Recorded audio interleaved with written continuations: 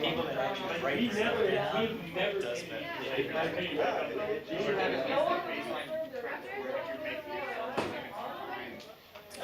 We have never ever.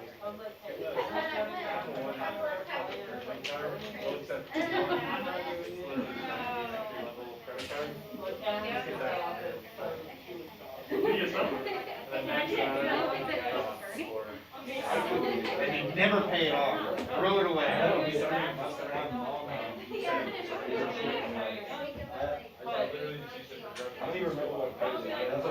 I got really into it. But you know, I started with when I was. We got to die for a credit card. I inherited some of my dad's. Oh yeah, my wife did. We So I went to go buy a TV. That's my credit card. They did not have credit. What is it? Dean has parents sign her on to their boat, their house, their car, all that kind of stuff. They said, oh, this happens. But my parents never do that for me, so I don't have credit. She does. She has like really high credit. We actually had to It's take like the me only good off. thing that happened. I had a credit card with my name on it. I'm trying to remember when we had to do that. But it was something that we had too much revolving credit to qualify for a mortgage at some point. Me too. So they had to tell me paid off a lot of car loans. Like once we signed the documents and everything, they don't give it back. This is one of those things, especially living away, if we find gifts or something online, like my mom would just say, hey, you buy it and ship it to you. So that way they don't ship it to them in Florida and then they have to pack it up and reship it or bring it with them. Yeah, it's gonna be big credit. Mine's at like 1,000. Yeah, I got a big 2,000 for student credit. Yeah, mine's at like 1,000. I'm looking at that like, this is not right. Oh, you're not like, you guys wanted like a job, every 3 years. Yeah, exactly. It was an entry level credit card.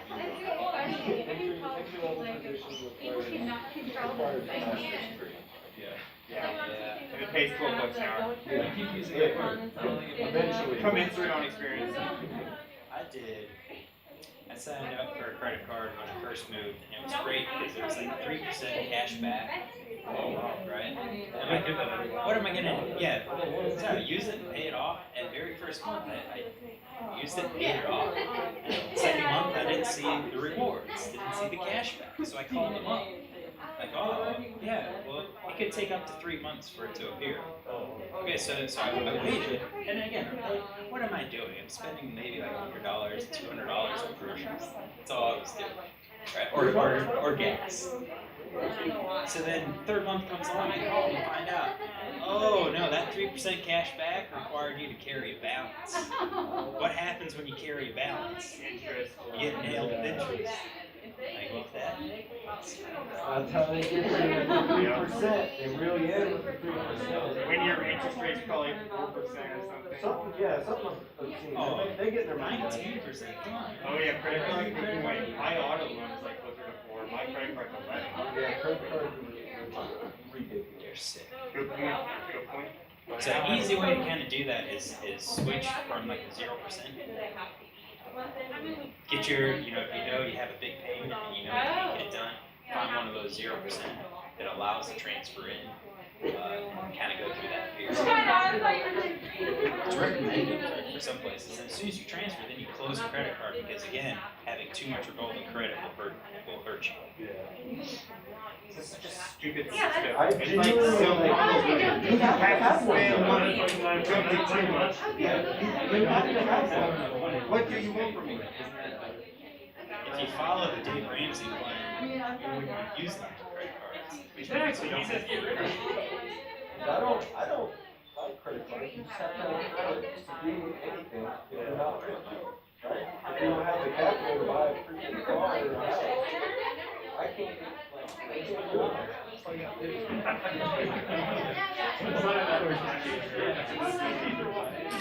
So I have a credit card, but basically you pay everything on it because I get 1% cash back. So it's like, well, yeah, through a different co-op, so I can use it to purchase items from their store, or I can request a check. Lately, I've just been requesting a check. So, I mean, if you think about it, you put between groceries, all the utilities, $1,500. That's $15 a month right back. I didn't used to do that because it was Dave Ramsey, pay it, don't have credit, but I pay it off twice a month. So it never gets to My credit card company is a pain in my ass. I pay mine off like on the same day every month, right? And it's on the first, second, third, whatever. But it's due on the 27th, and so they don't put my payment on the statement that's due on the 27th. So every 27th, you got an email from the payment saying your payment is late. Your payment is late. I said, no, I paid you guys after the last due date. I'm on this side. I'm paying it in advance.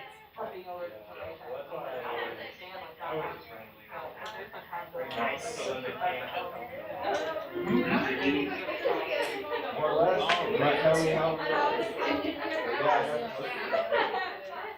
So, let's go over this. Kind of start. Well, I don't know who's watching.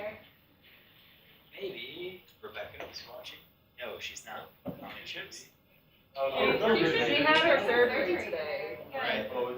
Yeah, turn around and join class later. I mean, she might be a little sleepy. I hope the mic picked that up, Jeff. I hope Yes, the mic yes, picked that it up and she gets to listen to that. Yeah, I mean, your students, your fellow students are saying you can't get up and go through Toughen up, Rebecca, my God. Hopefully it went well. We've all broken bones before. This isn't undergraduate anymore. Yeah. Where's your dedication? Yes. So, I haven't seen her, but hopefully she's doing okay. It wasn't on like a school trip, was it? She slipped on ice. She was saving, Here? she was saving a bus full of orphans. Here? Yeah, I think in town. She slipped during the ice. Like on a private property?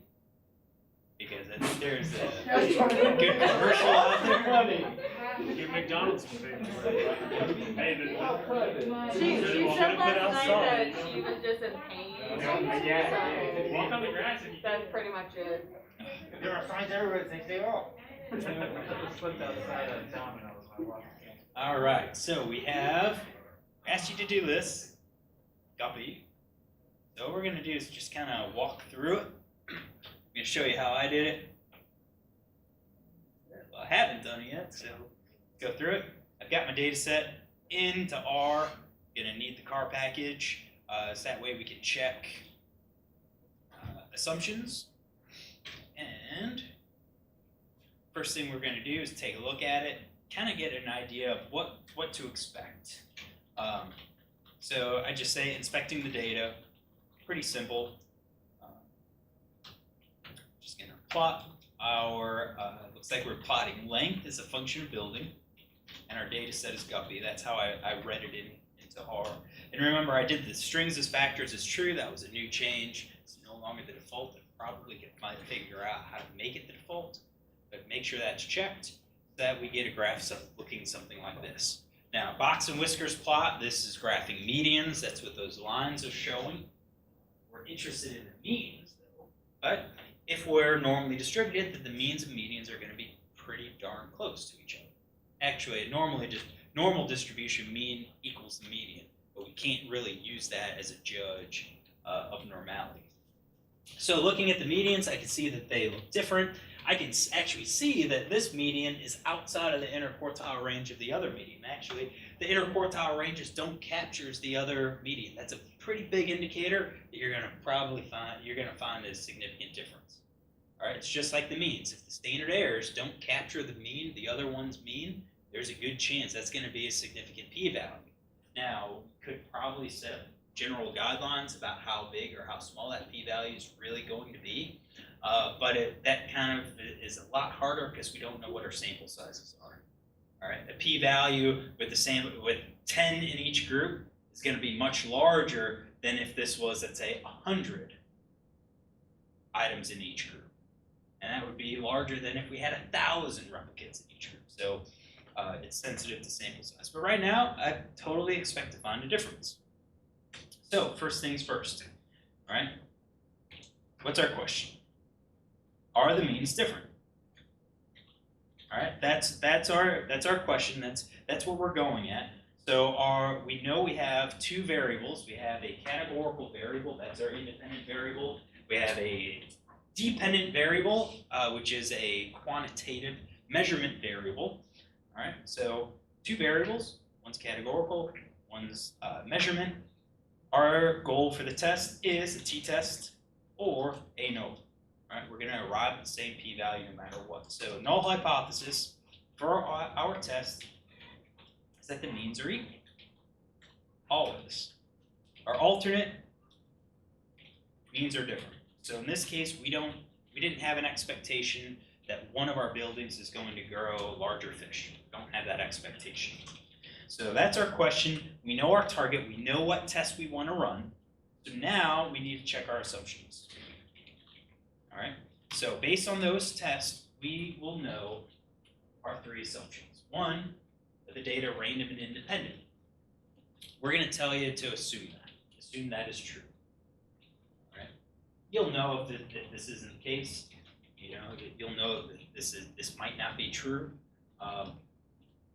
just by how you collect your data. All right. So example would be perhaps we did this, but our fish tanks were, let's say, in different classrooms in the building, and let's say we had anywhere from 25 to 50 fish measured from each of the different classrooms. Now you have the possibility where you have a classroom effect. Maybe one classroom's warmer than the other. All right, that's a violation of independence because the fish being raised in one classroom experience a slightly different condition than fish in another classroom. We can adjust for that with our analysis. For us, assume all data are random and independent. Our next assumption is normality, which we can do our QQ plots. So we're going to do a QQ plot. Length is a function of building.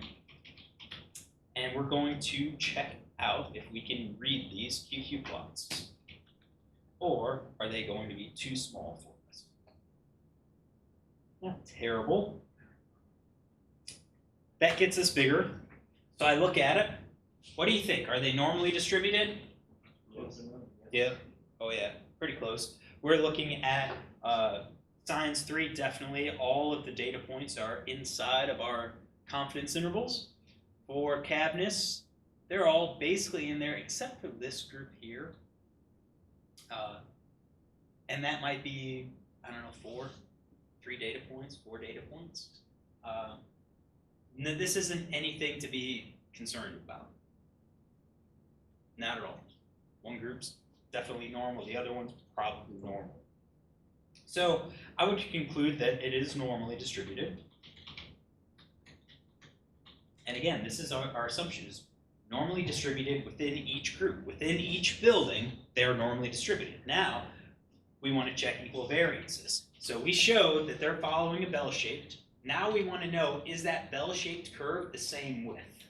That's our equal variance assumption. What do we use? Yep, Brown Forsyth. So we'll use the bean test. We're going to do length that's a function of building. Data is guppy. Run it. What's our conclusion? Yep. Variances are equal. How do we know that? P-values, 0.9631. Now, if you were a little concerned about non-normality, you could do the Fligner-Killeen test. All right, and we'll get a non-significant p-value, 0.97.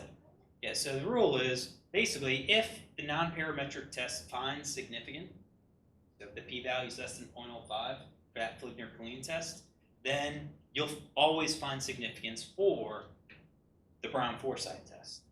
Why is that? The non-parametric test, this Fligner-Killeen test, has less power to detect a difference.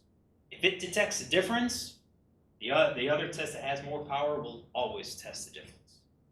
Will always detect it. The area where you need concern is when you get the Fligner-Killeen test kind of around that 0.05 to 0.08 range, how do we know that it's truly normal or truly equal variance as opposed to not having the power to actually detect that difference? That's where we have to really pay attention. I try to avoid those on our data sets. So right now, it looks like all assumptions are met. So now we can run our test. So I can run a t-test. Start with that. So we are doing length as a function of building.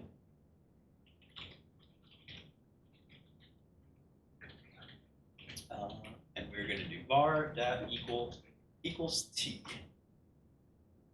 I get a p-value that looks pretty small, right? 1.146 or 1.14 times 10 to the negative 9. Are the means different? Oh yeah. Oh yeah. What if we wanted to run an ANOVA, which is perfectly fine, right? I first make my model. The linear model is length as a function of building. Data is guppy. And then I look at my ANOVA table of that model. So I put it all into one chunk, I run it, and you'll see I get the same p-value.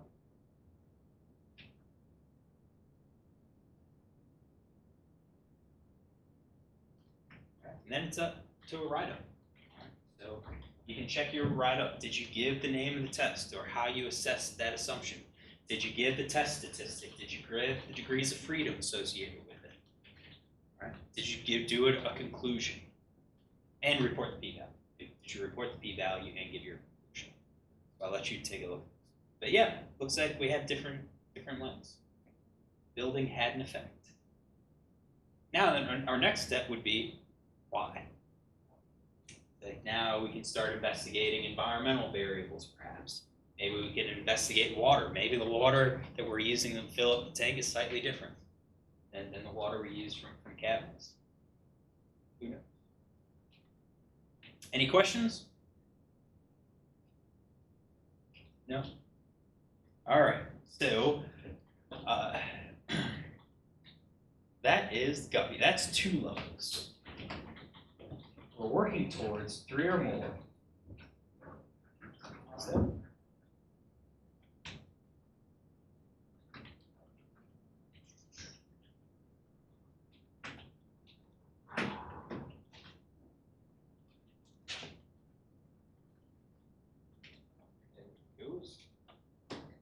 we're working towards this because this is kind of where we're trying to, where I wanted everyone to be at the start of this class is doing an ANOVA, knowing what to do when we violate all of our assumptions. So we're going to review what happens when all of our assumptions are met. And we're at that point where now our categorical variable, that independent variable, is having more than 2 groups. So we can't just run a t-test. We have to run an analysis of variance. All right. So before we talk about this, just remember the homework that you uploaded. I've uploaded the key to it. It's your responsibility to open up that key, the PDF of the key, look at my interpretation, look at my code, look at my output. How well did you do? Did you match it? All right. If you didn't get the same answers that I did, try to figure out why. And if you still don't know how you came up with your answers or don't know why I had the answers that I have, please email me. There's always a possibility that I'm using an old data set or I've accidentally overwritten the data set that's on my computer so it doesn't match what's actually on Blackboard. Always a possibility. Okay? It's your responsibility to check those out. All right. So we have more than 2 levels. All right. So we know with this situation, 2 variables, one of them is categorical, the other is a measurement. Right? Our target's to do what's called a one-way ANOVA, and it's called one-way because we only have 1 categorical variable. The assumptions are the same. We've already covered those. All right? We already covered how to check the assumptions. The difference, though, is now we have to talk about these post hoc tests. With the 2 levels, with the building, Science 3 versus CAB on that guppy data set, we know they're different. So we can look at the figure and say this one is clearly larger than the other. But when you have 3 or more levels, when you get a significant p-value, all that you can really say is that they're not equal. So the post hoc test then allows us to look at the individual comparisons to say this one's the largest, this one's the smallest, this one's in the middle. Or perhaps these two are similar and they're different from this other. All right? So the post hoc tests that we're going to run are basically 2 different types. All right? All of them are related to pairwise comparisons. So the first one is this Tukey's HSD test. Tukey's HSD is Tukey's honestly significant difference test. That's what the HSD part is. All right, what it's doing is essentially doing pairwise t-tests and adjusting the p-values for us. That's essentially what it's doing.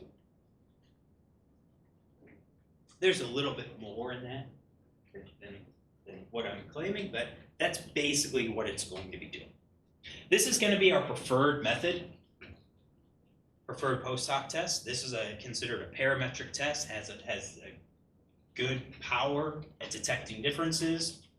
All right, and it has the same assumptions as our ANOVA. So if you've met your assumptions, it's normally distributed. If it is equal variance and you run an ANOVA, you can run it Tukey's HSD. How do we run it? 2 different ways.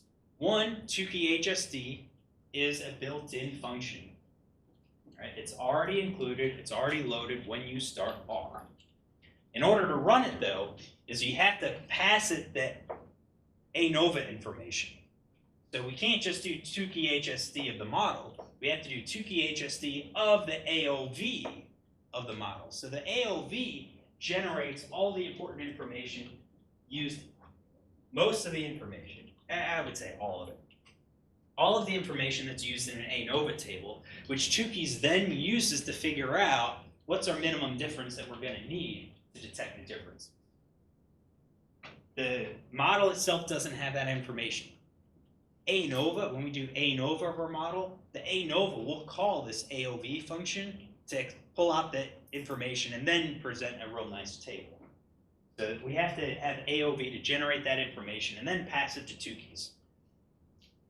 The other way is using the multcomp package. Multcomp is multiple comparison package. This is not included with R. You have to install that package separately.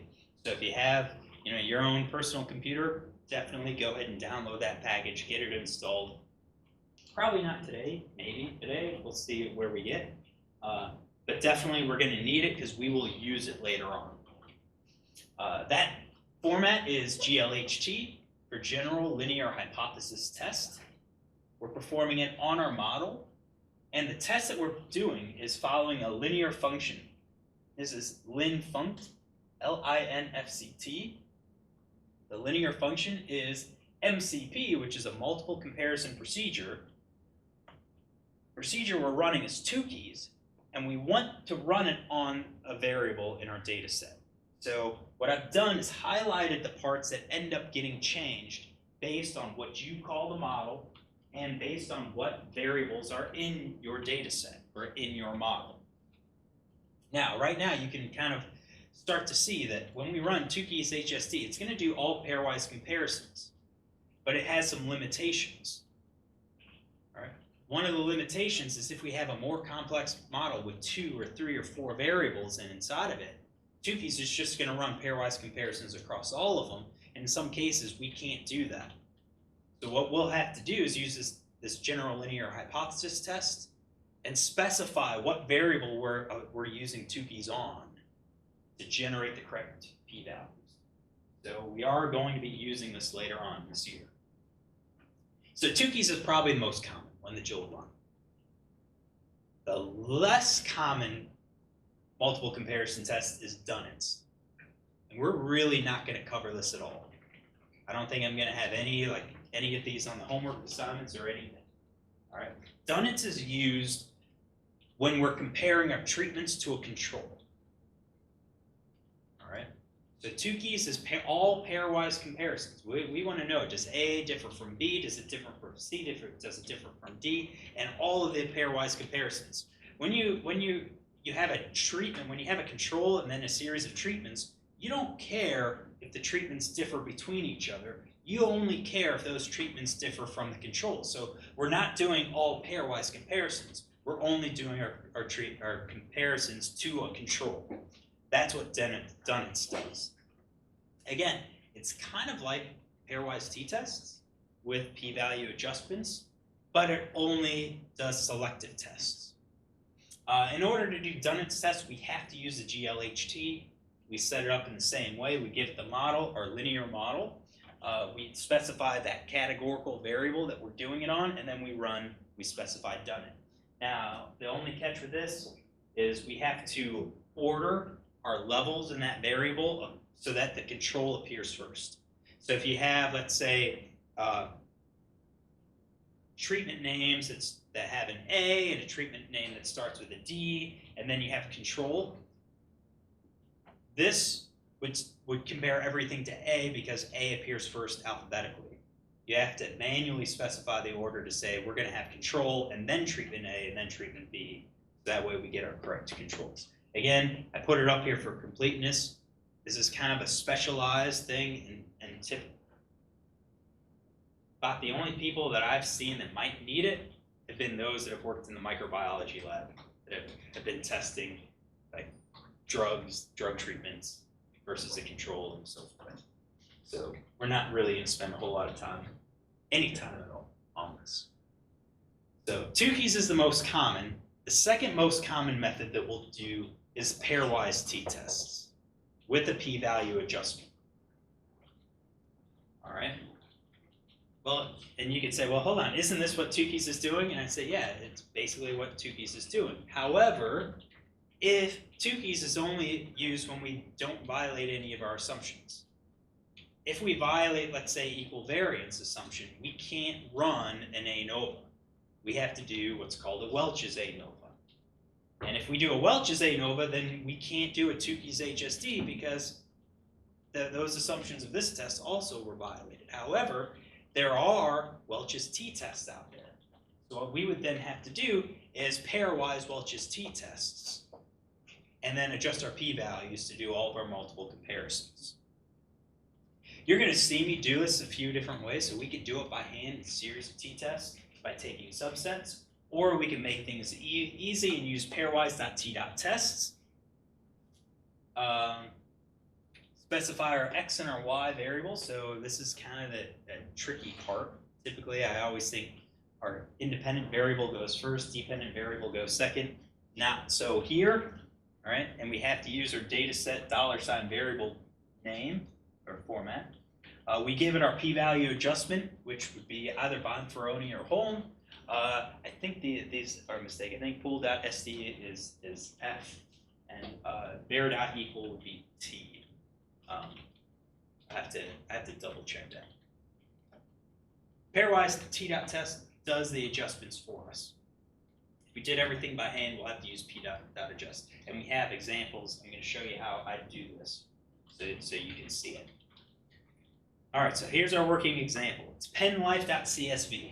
That's been posted. Go ahead, download it, open it up, get it into our studio. And as you do this, let me just kind of give you an overview of what this is.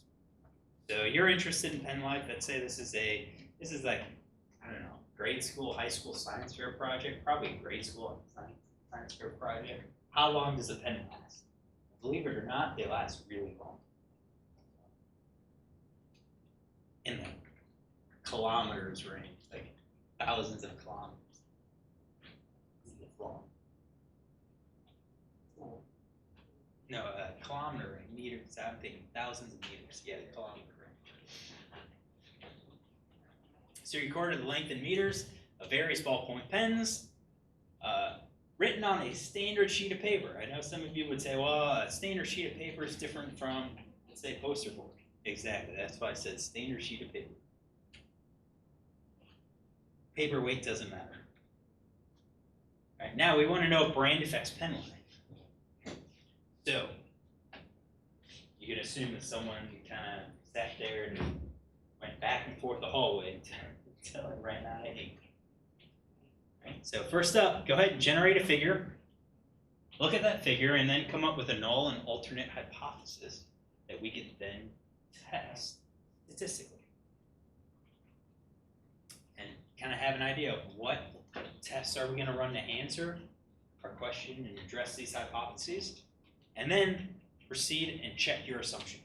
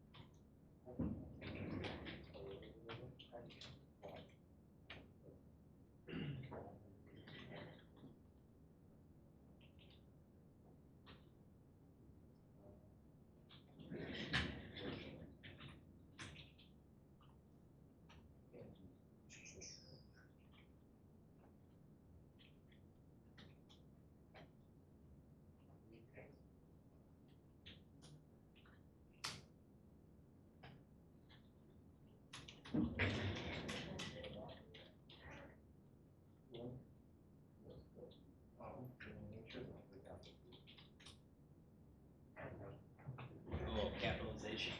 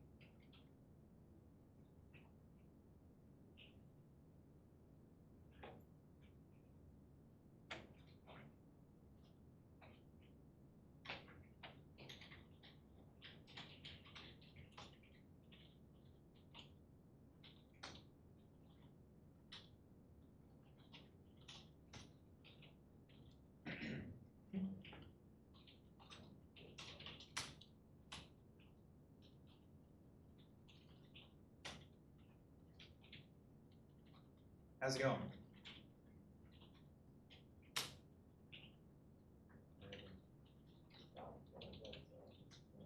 Still working? Yeah.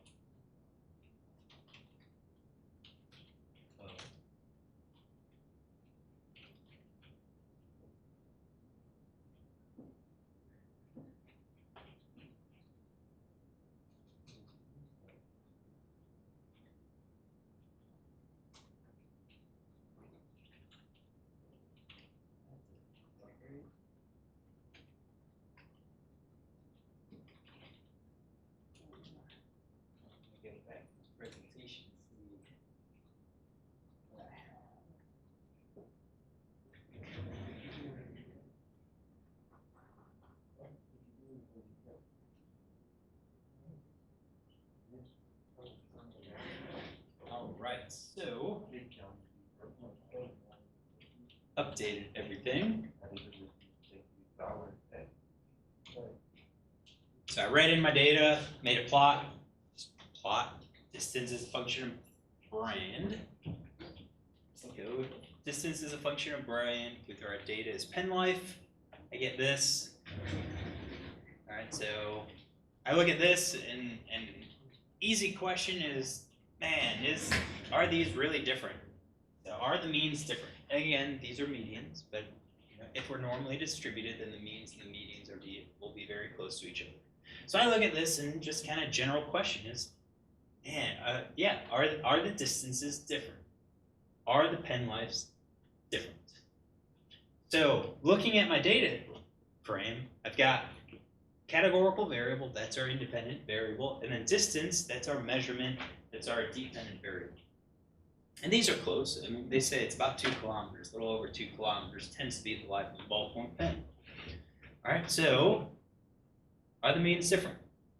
We're going to use an ANOVA for that. So our null hypothesis is that the means are equal. That's our null. We can reject it. All right. Our alternate is that means are different, or at least one mean is different from the rest. We don't know how many. Maybe it's all of them. Maybe it's only one. But looking at the figure, I'm going to assume, or I'm not going to be surprised to get a p-value that's less than 0.05. Right? There's going to be a difference here. Especially, look at our bars here. These are 1.5 times interquartile ranges. That doesn't even overlap with the highest value of the BIC or pilot in the univol.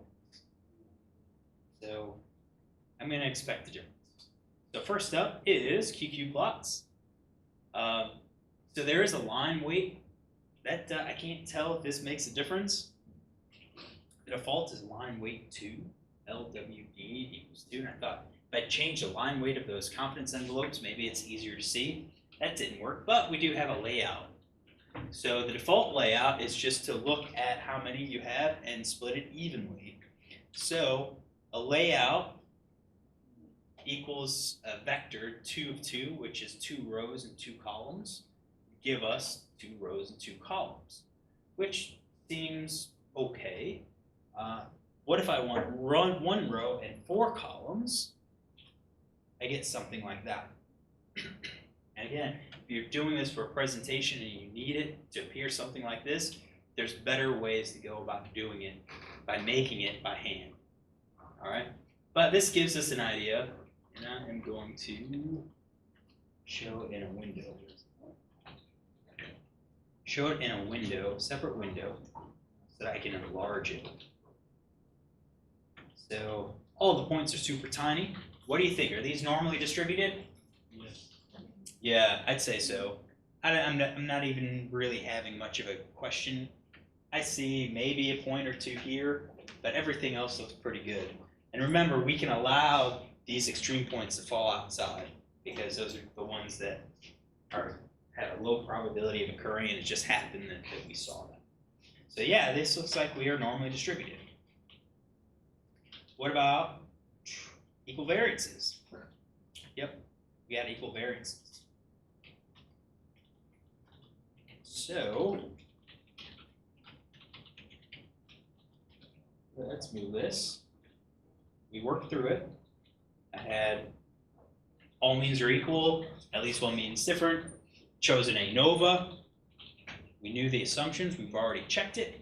We've already checked our assumptions. So now go ahead and run the ANOVA. And there's no difference in how you run that ANOVA if you have 2 levels versus if you have 10 levels. All run the same.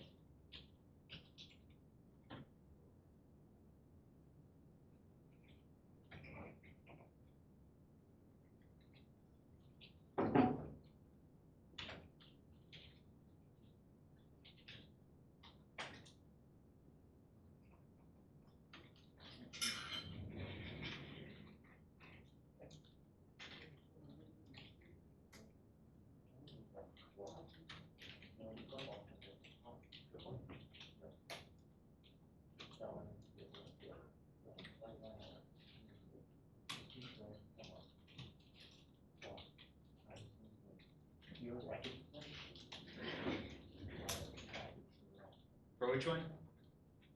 Just on again. Well, the skirt, I added it. Yeah, car mask.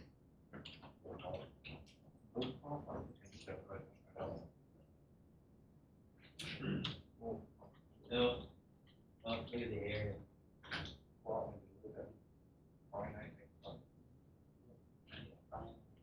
Nine. Okay, so what you need to do is, I can see it right up here how they did that character. Go up to your script that you used, and scroll up to where you copy and paste that. Yeah, under the old way that would have worked, but we need strings as factors. It didn't read in that brand is a factor. So it's complaining. It's I don't know. Personally, I think that's stupid. And I ran into the same problem and almost pulled my hair out because I'm like, what the heck? I'm looking at the data set, I'm opening up the CSV file, and it's like, this should be working. I'm like, hold on. Game changer. Yep. Everything works.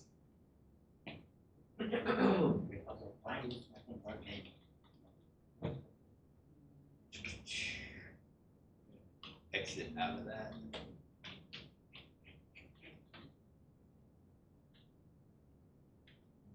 All right, so did you do your ANOVA? Hopefully you did something like this.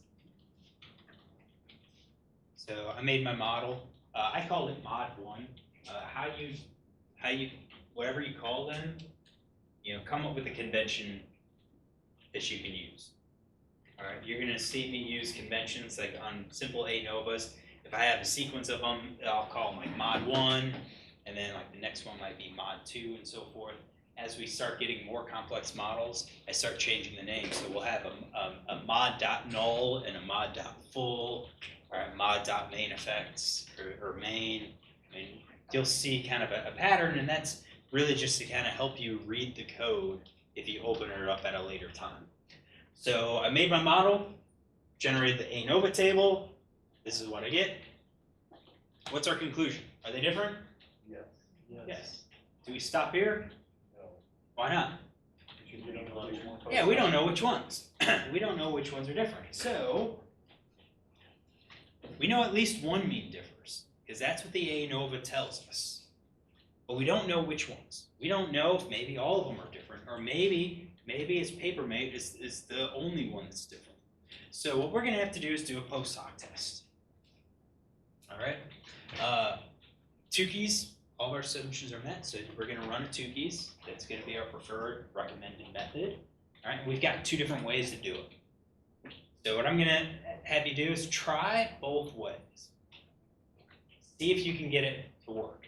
And again, this was just kind of, I didn't highlight it, but this was like the generic one. Remember, you have to change the model name to whatever your model is. You have to change the variable name to whatever variable is, and that variable is going to be our categorical variable, because that's what we're running 2 keys on. And if it says glht not function not found, make sure multcomp is loaded.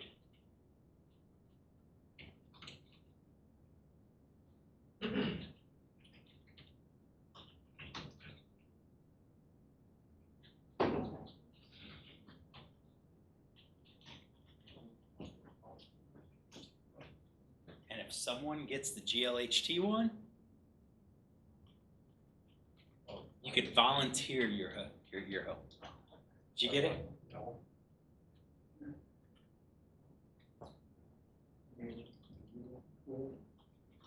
Anybody good?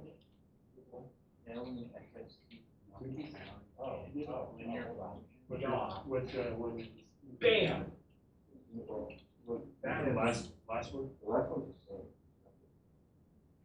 What'd you get in the first? I got all zeros. Yeah, that means it. Oh, okay. I got 499. Variable, yep, variable. And you can look at, you can look at the box plot. See, that makes no sense. You can both. You look at the box plot and see that. Okay. Yeah, I guess you're right. If you look at the box plot, highlight the ball, like, almost exactly the same. Huh?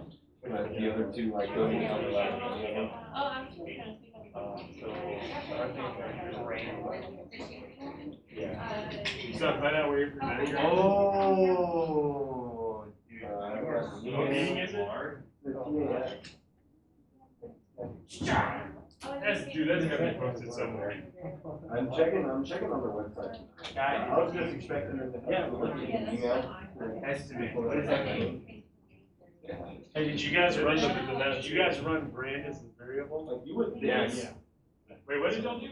Brand Change as a as variable? variable. Which one did you do? Which test? For the second one, did you? Oh, he said he did the second one too? Yeah, he said try it. Yeah, just run brand as the variable. You get. Where did MCP get one? Oh, that's Polygon? That's all I can read. Anybody else been sending you also have it? MCP. Is it just y'all two now? For strength. Yeah, I think so. Did you get? Well, I guess before, blue is your comment. Or the. Or, Negative 285.82.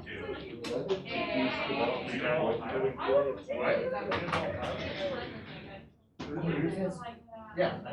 So what would be the reason for running the second one? I missed that. More complex models. Yeah. So I'm introducing it here, not because we really need to use it here. When you have like 10 variables. Yeah, Oh, because you won't Yeah. make them way too big. because what we can do is we can have a model where we only run two keys on one, and it's not necessarily a pairwise comparison. It's a pairwise comparison after we control for the other variables in our model, and that's what we want to do with the two keys. It doesn't make sense if you have, let's say, season is an effect, lake is an effect, and let's say, Distance to distance to rows has an effect, and you know you've detected a difference, and you'd say all of those are significant. It doesn't make sense to run the two keys on season and ignore the effect of everything else. What we want to do is account for everything else and then run the effect So two it keys to weighs- figure out which seasons are different. the ways the effects of each variable, so you can see which one potentially has the greatest Yeah. effect. Well, kind of. Okay, I was just curious. I think it'll become a little bit more clear as we get to like the analysis and how it actually works. All right, so two keys. Two key HSD, AOV of the mod. Remember, capitalization is very important. Capital T, capital HSD. All right, all of those capital, and AOV is lowercase. So you get a table that looks like this. All right, so what is this? Well, it tells us the comparison, Papermate and BIC.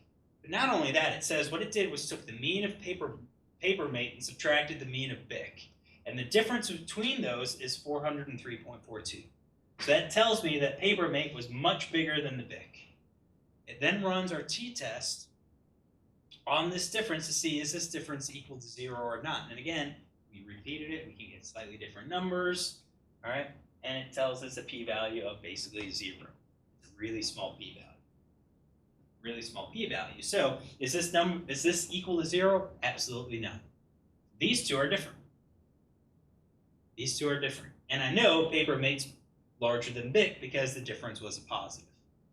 Pilot versus BIC, this is Pilot minus BIC, came up with a negative number.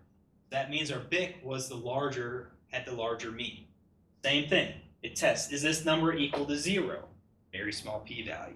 And the table continues on all the way down until we get to this one, where Uniball and Pilot, negative 3.42. Is this equal to 0? It is. It is. Small difference, 3.42. But that's the difference in our means. That's our p-value. Now those p-values have already been adjusted. Why are these adjusted? Why do a two keys? Why couldn't we just do a series of t-tests? I don't know. No, not really had much to do with sample sizes. The p values or something? What's that? No. No.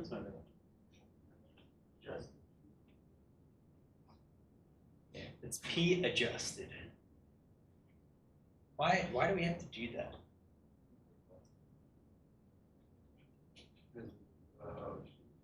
the p-value changes with each variable? Ooh, that's kind of Close? what the adjustment is doing. Yeah. Why do we need to do that?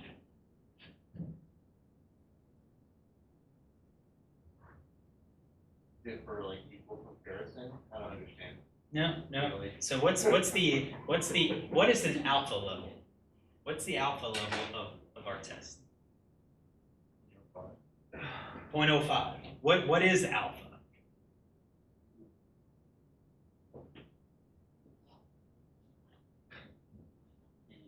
One minus beta. What's that? Is it one minus the beta though? No. Alpha and beta refer to two different curves. Right. So what is alpha? It's an error rate. So we set it at 0.05. What error rate do we control? Type 1. Type 1. Who says type 1 error rate? We have two error rates. So who says type 1 error? Who says type 2 error? So tell you what, we're gonna, on a count of 3, you're gonna hold up your finger, either a 1 if it's type 1 or a 2 if it's type 2. All right, ready? 1, 2, 3. Yeah, I was going with Cody. Don't put too much weight on it. He holds up all I saw Hold up. Matt cheating over All right, there. type 1, it's controlling a type 1 error rate. What is a type 1 error rate? That's our next question. Is that rejecting the null? With, When? it's actually, when you can actually set it? Or?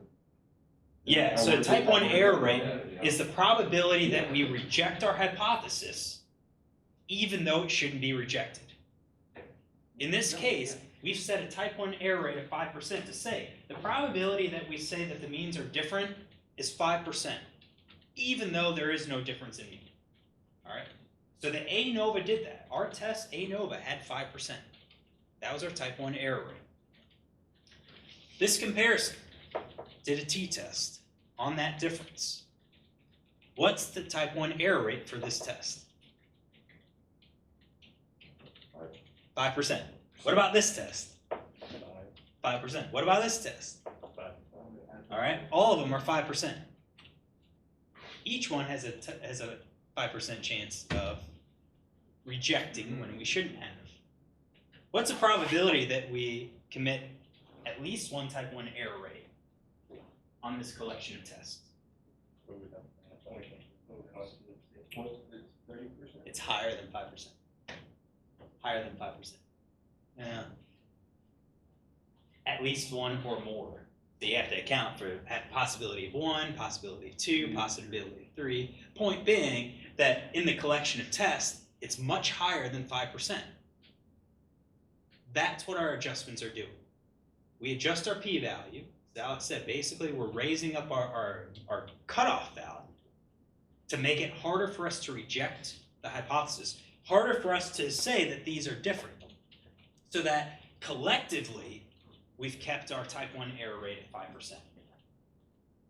That's pretty important. That's why we don't just go start with this and look at p-values. We have to run our ANOVA first, because the ANOVA is at 5%. We have a 5% chance of rejecting the hypothesis when we shouldn't. What's our beta?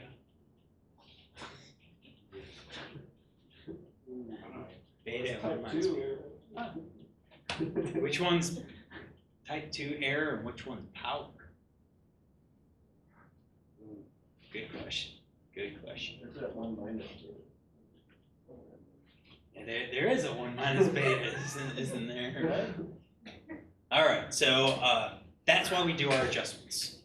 Second way is with the GLHT, and you will see if I flip back and forth, we get the exact same p-values. All right, so there's really no reason to do both. Pick one, stick with it, and that's why I say 2-piece HST works. Now, how do we do this? Again, the way to go about doing this is we have to view the summary. So the GLHT creates the object, the general linear hypothesis test object, and then we have to look at the summary in order to pull out the information that we need. Now you can do this all in one line, all right? But I like making a model, the GLHT model. So this is mod.2keys saying that we created a 2keys model from our data, all right? So we're running a general linear hypothesis test, and I didn't need parentheses. That was leftover when I did summary at the beginning, but general linear hypothesis test on our linear model. So I called mine mod 1. We're doing a linear function. The linear function that we're creating is a multiple comparison procedure. And the multiple comparison procedures that we're running is a 2keys on the brained variable. Now, what this specifically does, is there's a built-in function called MCP, the multiple comparison procedures. That will generate what's called the comparison matrix. That sets up what comparisons we're actually going to do. 2keys is already built in, so it creates the correct matrix. If we wanted to and we had the time, I could show you how to do it ourselves, how to set up these comparisons. But for this class, this isn't technically a math class. So knowing that we're going to do 2keys, we're going to let R create that matrix for us, and that's the comparison that we're making. So that comparison then says, okay, we're going to compare it, Papermate versus BIC, and Pilot versus BIC, and so forth. And all of these that they're doing is this difference equal to 0? Yes or no? Is this difference equal to 0? It's the same thing as the 2keys, maybe a little bit more verbose on it. Gives us our estimates of the difference that we actually do see. And this one, it actually gives us our t statistic, our t value. All right, so you can see what that test statistic is, and then it generates a p. Now, these p values they are adjusted, just like with the 2keys. We've corrected for that inflated type 1 error rate so that we can report these directly. We don't have to say, oh, we have to adjust them with Bonferroni or anything. All right. All right, so then we've done the analysis. Now we can kind of go through and write it. And our reporting is the same. We've already seen how to report the quantile plots. We've reported how to do our Brown-Forsyth test. We know how to do our ANOVA, but in this case, we've added how we report the 2keys. So with the 2keys, we don't need to report on the difference of the means. We don't need to report our degrees of freedom. We just have to say what our multiple comparison procedure was, which was 2keys. 2keys post hoc test. That's sufficient. And then you have to give your p-values. And what I like to do is have p adjusted, ADJ as a subscript, just to emphasize to the reader that these have all been adjusted. The reviewers have different opinions. If you used the p like this down here, you might get a comment like, oh, are those adjusted? Did you account for the multiple comparisons? You might get something like that. So the worst case scenario is that the editor says, yeah, you don't need the p adjusted because it's implied with 2. So in here, I didn't report every single comparison. I described the relationships in our data. So 2keys post hoc test was performed to determine that pen length differed for all brands. So I took the largest of our p-value, and because I used the less than signs, that implies I didn't see any p-value larger than this for each of our comparisons, except for that comparison between Pilot and Uniball, and then I specified that adjusted p-value. So now that statement right there tells me everything I need to know. I look at this graph and say, there's a difference. I know these two are not different, and that means then that each of these is different from BIC, each of these is different from Papermate, and BIC and Papermate are different.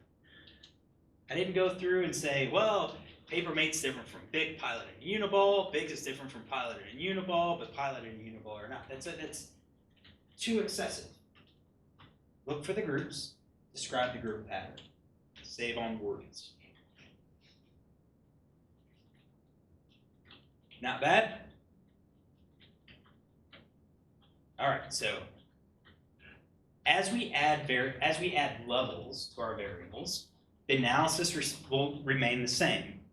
All right, and it does that as long as our variable is a qualitative variable, as long as our independent variable is qualitative, so categorical in nature, and our dependent variable is some sort of measurement variable. Could be discrete count, could be just continuous.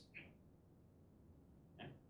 And as long as the assumptions are met, ANOVA analysis and our approach remains the same. Two keys, in our case, is going to be our standard post hoc test. We're going to use that whenever we get a significant p-value for the ANOVA. All right, but if we're comparing to some control, Dunnett's probably a little bit better. All right. Why is Dunnett's better? I'm going to go back a few slides here. So you'll note that we did every pairwise comparison. That means we did 6 different comparisons. Each of these has a type 1 error level of 5%. All right. So when we adjust our p-values, our threshold, our cutoff, is going to be different. In this case, our cutoff is going to be smaller. It'll be harder to reject than if we were comparing everything to, let's say, Papermate. So let's say Papermate was under fault. We want to know, are any of these pens, have a shorter life than pen? Do any other brand have a shorter pen life than Papermate? Note our difference in how we phrased it. Now, we don't care any other pen to each other. We only compare about this comparison, and this comparison. So we go from 6 comparisons down to 3, which means we don't have to have as drastic of an adjustment to our p-values. That's the benefit of Dunnett when we're comparing it to a control. All right. And here, avoid pairwise t-test with our p-value adjustments. You start running into some issues with that. Slightly different answers with our 2Ps. It's related to our variances that are used for all of our comparisons. It's just easier to do a 2Ps HSD. It's easier to do a 2Ps HSD. All right. So practice. Apple.csv. All right. That's posted. You have an orchard. You're trying to produce the largest apples in San Angelo if we can grow apples here. All right. So you divided your orchards into thirds, and each received their own fertilizer treatment. So during harvest, you measured diameter. Does fertilizer have an effect on the diameter of apples? So what I want you to do is take time before class on Monday to work through this problem. Kind of have figure and output, and what we'll do is we'll review it to see how you did. Did you do the proper steps? Checking assumptions, running test interpretations. So we'll start class with that. Questions?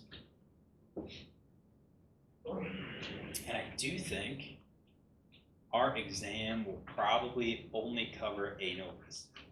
So basically cover reviews up to ANOVAs, and some of that will be choosing what test to run.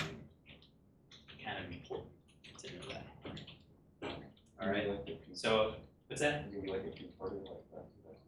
Yeah, there's going to be like a closed book section. Yeah, application part will go live. You have to demonstrate that you can. So we've got this to review, and then the next presentation's on what do you do when you violate the assumptions.